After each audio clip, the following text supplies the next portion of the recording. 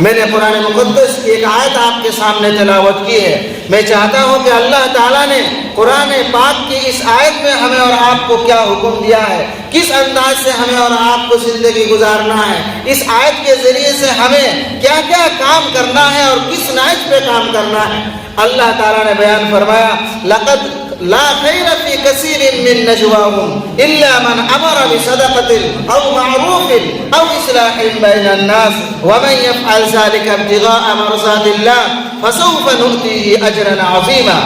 اللہ تعالیٰ قرآن کریم کی اس آیت میں بیان فرماتے ہیں کہ عام طور پر جو لوگ گفتگو کرتے ہیں، عام طور پر لوگ جو آپس میں بیٹھ کر بات کرتے ہیں، گھنٹوں گھنٹوں بات کر کے گزار دیتے ہیں، اللہ فرماتے ہیں کہ اکثر لوگوں کی بات چیت میں، اکثر لوگوں کی بیٹھک میں، اکثر لوگوں کی گفتگو میں، بات چیت میں، بیٹھک میں فرماتے ہیں کوئی بھلائی نہیں ہے، کوئی خیر نہیں ہے، کوئی بیٹھک مفید بیٹھک نہیں ہے، اس بیٹھک میں، اس گفتگو میں کوئی بھلائی نظر نہیں آتی ہے۔ اللہ خود فرماتے ہیں لا خیرہ فی کثیر من نجواہم، اکثر لوگوں کی سرگوشی میں، اکثر لوگوں کی بات چیت میں کوئی بھلائی نہیں ہے۔ لیکن ہاں، اگر ہم اور آپ بات چیت کا موضوع اگر تھوڑا بدل لیں، بات چیت کا انداز اگر تھوڑا بہت بدل لیں، تو یقین جانیے کہ ہماری گفتگو مفید گفتگو ہوگی، ہماری بات چیت میں پھر خیر اور بھلائی ہوگی۔ لیکن اگر ہم نے دو تین باتوں کا خیال نہیں رکھا اور ایسے ہی وقت گزار دیا کھیلنے میں، کھانے میں، اور جو لوگ جن کاموں سے، جن میدان سے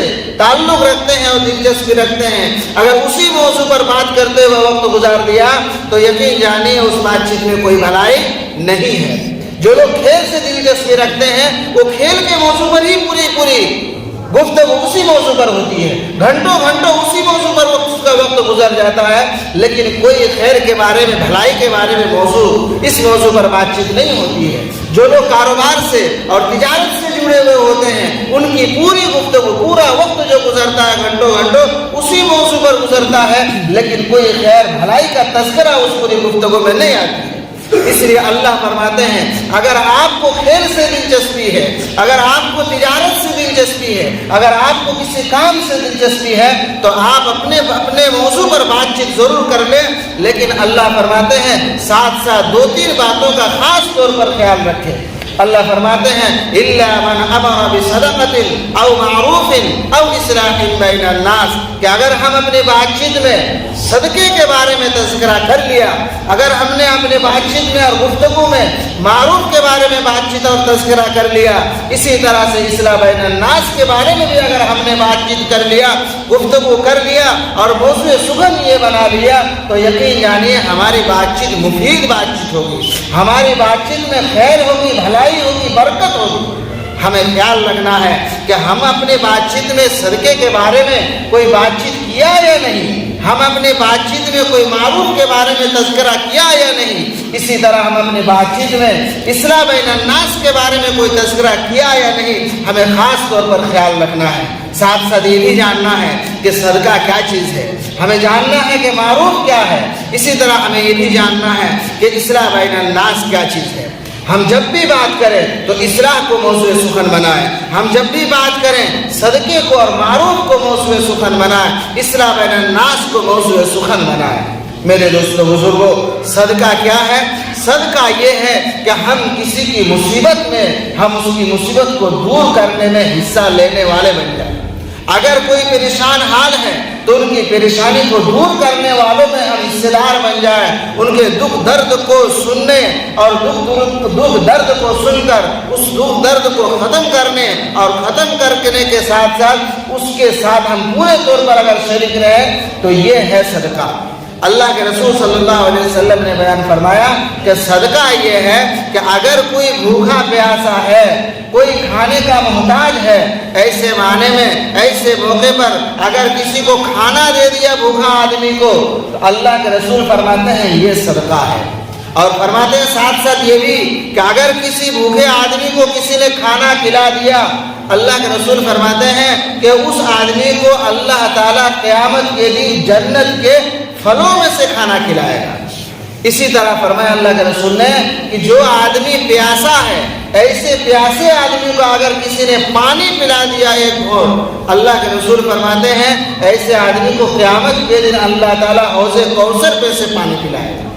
اسی طرح سے فرمایا کہ جو آدمی کپڑے سے محتاج ہے، کپڑا نہیں ہے، ٹھنڈی کے موسم میں ٹھنڈی سے بچنے کے لیے کپڑا نہیں ہے، اگر کسی نے کپڑا دے کر کے اس کی مدد کر دیا، اللہ فرماتے ہیں کہ قیامت کے دن ایسے آدمی کو جنت کے لباس میں سے اس کو لباس پہنائے گا۔ میرے دوستو بزرگوں، خلاصہ یہ ہے کہ صدقہ یہ ہے کہ ہم مصیبت میں لوگوں کی مدد کرنے والے بنیں۔ اگر ہم نے کسی بھی حال میں کسی بھی طرح سے اگر ہم نے مدد کر دیا تو یہ صدقہ ہے۔ ایک حدیث میں اللہ کے رسول صلی اللہ علیہ وسلم نے بیان فرمایا کہ صدقہ دینے سے اللہ کی ناراضگی دور ہوتی ہے، اور ساتھ ساتھ فرمایا کہ صدقہ دینے سے بری موت سے ہمیں اور آپ کو حفاظت ہوتی ہے۔ اللہ تعالی ہم سب کو بری موت سے حفاظت فرمائے اور اللہ کی ناراضگی سے بچنے کی اللہ تعالی ہمیں اور آپ کو توفیق عطا فرمائے۔ آمین۔ تو ہمیں صدقے کا کام کرنا ہے، اور جب بھی ہم بات چیت کریں تو صدقے کو موضوع سخن بنائیں۔ ہم اپنے محلے میں، معاشرے میں، خاندان میں، پڑوس میں ہم ان چیزوں کے بارے میں بھی تذکرہ کریں کہ پڑوسی تو ہمارا ایسا نہیں کہ جو بھوکا ہے، محتاج ہے روٹی کے، پیاسا آدمی ہے، کپڑا نہیں ہے، ایسے آدمی کی بھی ہمیں نشاندہی کرنی ہے، ایسے آدمی کے بارے میں بھی ہمیں جانکاری لینی ہے اور اس کی ہر ممکن مدد پہنچانے کی کوشش کرنی ہے۔ تو یہ ہے صدقہ۔ تو اگر ہم صدقے کے بارے میں بات چیت کر لیا تو ہماری گفتگو مفید گفتگو ہوگی، ہماری بات چیت میں بھلائی ہوگی، خیر ہوگی۔ ساتھ ساتھ فرمایا کہ موضوع کا سخن معروف کے بارے میں ہونا چاہیے۔ معروف کیا ہے؟ معروف یہ ہے کہ اللہ نے اور اللہ کے رسول صلی اللہ علیہ وسلم نے ہمیں اور آپ کو جو تعلیمات دیے ہیں، جو حکم دیا ہے، جو ہمارے پاس قرآن کریم ہے، جو ہمارے پاس احادیث مبارکہ ہے، قرآن کریم کی تعلیم کو ہم عام کریں، رسول اللہ صلی اللہ علیہ وسلم کی سنت کو ہم عام کریں، یہ ہے معروف۔ اگر ہمارے معاشرے میں، سماج میں، خاندان میں کوئی ایسا آدمی ہے کہ جو نماز پڑھنا نہیں جانتا ہے، ہماری ذمہ داری ہے کہ ہم اس تک پہنچے اور نماز پڑھنا سکھائیں، اس کو نماز کی اہمیت اس کو بتلائیں کہ نماز کی اہمیت کیا ہے، نماز چھوڑنے پر عذاب کیا ملنے والا ہے اور نماز پڑھنے پر ثواب بھی کیا ملنے والا ہے۔ ہمیں یہ بھی کام کرنا ہے کہ اگر ہمارے سماج میں، معاشرے میں، پڑوس میں کوئی ایسا بچہ ہے جو تعلیم سے جڑا ہوا نہیں ہے، جو نہ مدرسہ جاتا ہے نہ اسکول جاتا ہے، ہمارا کام یہ بھی ہے کہ ہم اس کے گھر والوں سے ملیں، ماں باپ سے ملیں، گارجن سے ملیں اور کہیں کہ بچے کو تعلیم سے ضرور جوڑ دیں۔ اگر آپ چاہتے ہیں کہ مدرسے میں پڑھانا تو مدرسے میں داخلہ کرا دیں، اگر آپ چاہتے ہیں کہ اسکول میں پڑھانا تو کسی اسکول میں داخلہ کرا دیں۔ تو ہماری رہنمائی کرنا کام ہے۔ یہ معروف ہے کہ اگر کوئی ان پڑھ لڑکا ہے، پڑھا لکھا نہیں ہے، عمر ہے پڑھنے کا، تو آپ اس بچے کو اسکول میں ضرور داخلہ کرائیں، اس بچے کو مدرسے میں ضرور داخلہ کرائیں۔ میرے دوستو بزرگوں، تو دینی تعلیم کو عام کرنا، اسلامی تعلیمات کو عام کرنا، قرآن پیغام کو عام کرنا، دوسرے کو کہنا سمجھانا، یہ معروف ہے۔ تو ہم جب بھی بات کریں تو صدقے کے بارے میں بات کریں، معروف کے بارے میں بات کریں۔ اور آگے فرمایا ہوا اصلاح بین الناس،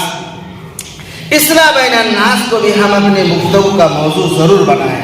آج سماج میں دو بھائیوں میں اختلاف ہے، دو آدمیوں کے درمیان جھگڑا ہے، دو بھائیوں میں نفرت ہے، لیکن یقین جانیے کہ اگر بھائیوں میں جھگڑا ہے، دو آدمیوں میں نفرت ہے، اختلاف ہے، تو اس اختلاف کو ختم کرنا، اس جھگڑے کو ختم کرنا اور دونوں کے درمیان پیار و محبت پیدا کرنا، یہ بھی ہمارا اور آپ کا کام ہے۔ اگر کسی دو بھائیوں میں اختلاف ہے تو دو بھائیوں کے درمیان کے اختلاف کو ختم کرنے کے لیے ہر ممکن ہمیں اور آپ کو کوشش کرنا ہے، اس تک جانا ہے، اس تک جا کر کے ان دونوں کو سمجھانا ہے اور دونوں کو دین کی بات بتا کر، اللہ اور اللہ کے رسول کی بات بتا کر، جنت و جہنم کا خوف اور امید دلا کر ہمیں سمجھانا ہے کہ جھگڑا لڑنے سے، جھگڑا کرنے سے، اختلاف پیدا کرنے سے کوئی فائدہ نہیں ہے، اس میں نقصان ہی نقصان ہے۔ اس لیے ہمیں اور آپ کو چاہیے کہ جب بھی ہم بات چیت کریں تو ہم اپنے گاؤں کے بارے میں یہ بھی دیکھیں کہ کہیں ایسا تو نہیں کہ دو بھائیوں میں اختلاف ہے، کہیں ایسا تو نہیں کہ دو بھائیوں کے درمیان کسی معاملے میں جھگڑا ہے اور جھگڑا یہاں تک پہنچا ہوا ہے کہ دونوں میں آج تک بات چیت بھی بند ہے، دونوں کے درمیان پیار و محبت بول کے کوئی چیز نہیں ہے۔ اگر ایسے آدمیوں کے بارے میں ہمیں اور آپ کو پتہ چل جائے تو ان دونوں کے درمیان کے جھگڑے کو ختم کرنے کے لیے ہر ممکن کوشش کرنا ہے۔ اللہ کے رسول صلی اللہ علیہ وسلم نے بیان فرمایا کہ اگر دو آدمی کے درمیان کے جھگڑے کو ختم کرنے کے لیے جھوٹ تک بولنا پڑے تو جھوٹ تک بولنے کی اجازت ہے، جبکہ عام حالات میں جھوٹ بولنا سخت گناہ ہے۔ جھوٹ بولنا ہمیں اور آپ کو منع کیا ہے شریعت میں، لیکن کسی آدمی کے درمیان جھگڑا ہے تو اس جھگڑے کو ختم کرنے کے لیے اگر جھوٹ بولنے کی ضرورت پڑ رہی ہے تو ایسے موقع پر جھوٹ تک بولنے کی اجازت ہے۔ ایک حدیث میں اللہ کے رسول صلی اللہ علیہ وسلم نے بیان فرمایا کہ دو آدمی کے درمیان کے جھگڑے کو ختم کرنا